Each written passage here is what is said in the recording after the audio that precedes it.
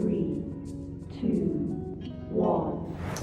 What's up, guys? It's Danii, baby, and I'm here with the one and only Knarley noso. If you ain't no soul. Here at the Hippie Haven, we are going to have a conversation about your new album. Tell me about this new project. Rapid Changes. Rapid Changes is literally just me going through feeling every emotion. And that was something I kind of picked up from Nipsey Hussle, you know, some rest in power to Nip. And that was just something I really related to when he just said, going through every emotion. I wanted to quit before. And that's just something I never, if any of my comrades know me, they never probably heard me speak on that. But there's times I wanted to quit. There's times I felt like I was, you know, conquered everything. Yeah. And so it's just like, just going through this project, I felt rage, I felt love, happiness, peace, I felt invincible, I felt like I'm dominating the game with what I can bring forth. So that's literally, I was like, Rapid Changes is like what I gotta rock with. Because at first I thought Rapid Fire, but another artist already got that name. I so feel you. I was just like, Changes, I was like, that's what we're going through. And I feel like that's something we can relate to right now in 2020. I agree. Since January started to this present moment, shit been rapid. Whew, a lot of rapid changes lately, I can tell you that much. But alright, so when did you know that you wanted to be a part of the music industry? Since elementary school, like we had a talent show and it was called like Self-Destruction. And like I remember I had like 4 different roles because I was like the only one that wasn't shy. And I would just remember growing up, I always was a performer. I remember my mom used to enter me in dance contests and she'll bet on me against her homegirls and like we'll win money. She used to give me money too. She knew. So it was just something I just always felt like I was naturally good at. And then like when I did the 4 different roles, I remember my grandma was the only one there, and like I kind of felt bad. My dad went there, and I remember her just telling me like, you know, you owned the show. That was your show, and she was like, that's what you need to do, and your daddy would be happy. So from like that moment, and that talent show was at Northwestern too. Matter of fact, yeah. Okay, all so, right. But yeah, so from that moment, I would say like at North County Charter School, it doesn't even exist no more. That charter school is what gave me that spark where I felt like I could be an artist, where I knew that's what I wanted to do. Shout out that school, man. Shout out. Now, why this album and why now? I feel like I haven't really. I dropped the EP back in 2017, 2018, and it did pretty decent numbers. I didn't know how to approach it promotional wise, so like I hit an apex. Okay. And so like once I hit that apex, I was still creating, just doing a lot of features. I ended up getting paid for my first feature, which should have kept me going. But I kind of just sizzled out. I just was kind of like just mad, like when nobody listening to me. So this project, I was just like, I'm gonna do this for me. I'm gonna do it for me. And then I just feel like a lot of artists don't exercise their diversity. And I feel like the most diverse artists right now are the ones that's winning. So that's why I can hug up anything. I can do it I can do it all. So that's really what this project is, like on some Last Avatar shit. Mastering, like literally. Exactly. No. You feel me? Giving precisely. you all elements. Lyrical. I'm giving you soul. I'm giving you a trap rap sound, and I'm giving you some like earthly vibes as well. And then I'm speaking for my spirit as well. You know what I'm saying? Because the spirit is the 5th element too, as well, that we don't speak on. You're right. So I just felt like this project was essential for me, reintroducing myself and rebranding. You know, I could do it all. Come shopping. An all-encompassing picture of who Knarley noso is. Yes. I hear you. I like that. I like that a lot. Now, what is the best advice that you've been given about the business side of things? The best advice was get a publisher, get registered with ASCAP, BMI. There's some overseas publishers that protect your art, your work, your literary work. And just doing that, you know, becoming a publisher and being organized. I'm not the most organized, but I know my information. And they told me educate yourself with the music business. And actually 2013 to 2014, I took music business at Miami-Dade, and I actually passed the music business 101. Okay. And that was strictly, like I thought it was just gonna be me in the studio recording. I'm like, wow, I didn't use the state of the art. Nah, that first semester, that whole semester, we didn't get using no equipment. It was strictly learning the all business. theory, all business. You know what I'm saying? I hear you. So like with that information, I spread it into my brothers. Now my cousin, No Sleep KB, you know what I'm saying? That's who I make music with, and that's who I'm building my brand with. Tsunami Clan, Tsunami No Sleep. And it's now, the shoe's on the other foot. I was teaching everybody information. Now I gave them the spark where they're bringing information back to me. And it's like, I told you that? Like, I tend to forget that I break bread with them. So it's just like, now I'm in a space where I'm trying to apply all the business things that I learned. Because it's a lot of things I sat on where, you know, just trying to be in the underground scene and fuck all the business, I'm gonna just blow.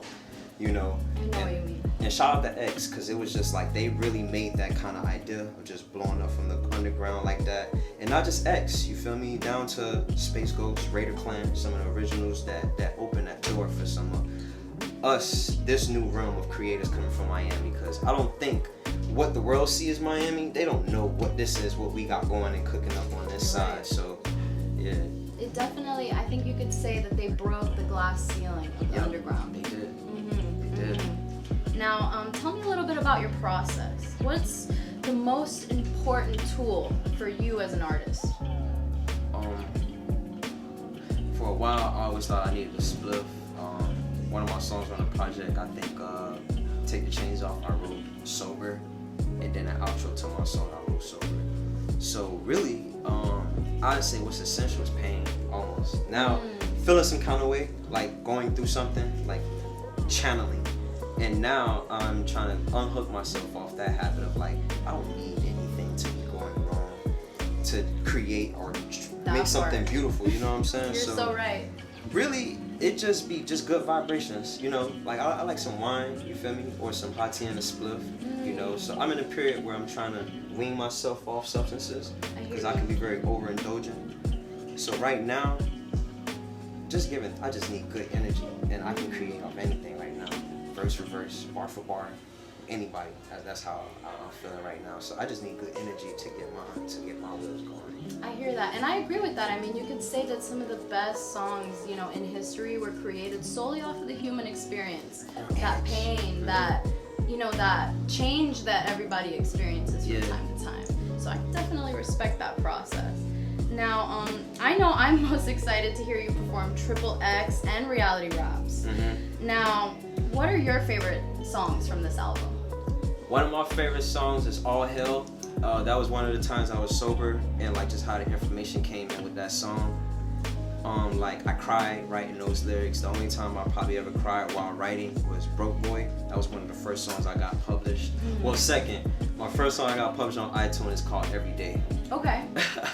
Like my cousin loved that song. I was so ashamed of that song because I just felt like no. I don't know, but it's crazy because it grew on me because it was just like a natural thing. Yeah. So yeah, I say that. Okay. So if you could go open a show for any artist, what artist would that be? K-Dot, Kendrick Lamar, Mr. Duckworth.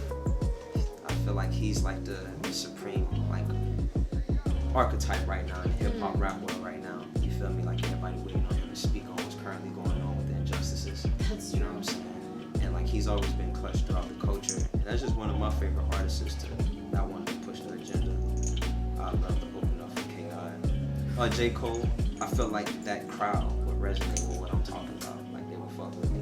I feel like a lot of millennials fuck with both of those artists I just named. And I would say I would like to fuck with Travis Scott just off of like I like the title of becoming like one of the best performance artists in the world. And I feel like those are big shoes. You feel me? So like right now, like Travis is killing the game. So I hear you. I would love to like, you know, just get inspired off that because this is I feed off that. You know what I'm saying? Like friendly competitive, friendly competition. Yes, iron sharpen iron. So like I would love to open up for him, get slaughtered, and then go back to the drawing board. This is what I'm gonna do to come back harder. Yes. So yeah. That's the process right there. That's what a lot of people aren't gonna talk about is going out, failing, coming out, and coming on top. Like that's my story. The struggle is literally what made me who I am. You feel me? Like literally, like a lot of people say they got it from the mud. I got it from the dirt. You know, it was a blessing that it rained, and the rain made it mud. So you gotta improvise. You have to be crafty. You know what I'm saying? And always find ways opportunities to like, man, transform, create, and make a way for yourself. Because I just feel like that's what the gift of free will is. When something not working, it's on you to make it work. And the power of believing is how you gain access to gain the wits to maneuver around that fork in the road. So I hear you. We were blessed with the power of transmutation on this plane, man. Yes, ma'am. I feel you. I feel you. Now, speaking of shows and performing, do you have any upcoming shows? June 26th. Okay. Listening party here at the Hippie Haven. Oh, okay. So I'm definitely gonna be there because I'm always here. So you know I'm there. June 26th. I'm performing a couple of songs off the project, and COVID right now still got a lot of platforms closed off, but I'm low-key working on something to do something virally, go live. You know what I'm saying, with my team, and it's something my cousin gave me the spark, the idea of like let's go live and perform until we have platforms. And then every Thursday at the Hippie Haven, open mic goes down. That is true. That is true. We just got lit this Thursday. A lot of y'all missed out. You feel me? Come out, bring your mask if you still a little germophobic right now. Bring your mask, and when you get to the mic, please come speak your piece. So every Thursday I'm performing. Come witness us and the other great artists as well. Yes, well thank you so much. Yes, Knarley noso. Knarley noso. Thank you so much. I really just appreciate this time to talk to you and to kind of pick your brain a little bit about this new project, and I can't wait to see you perform here. It's gonna be incredible. Thank you. Appreciate you.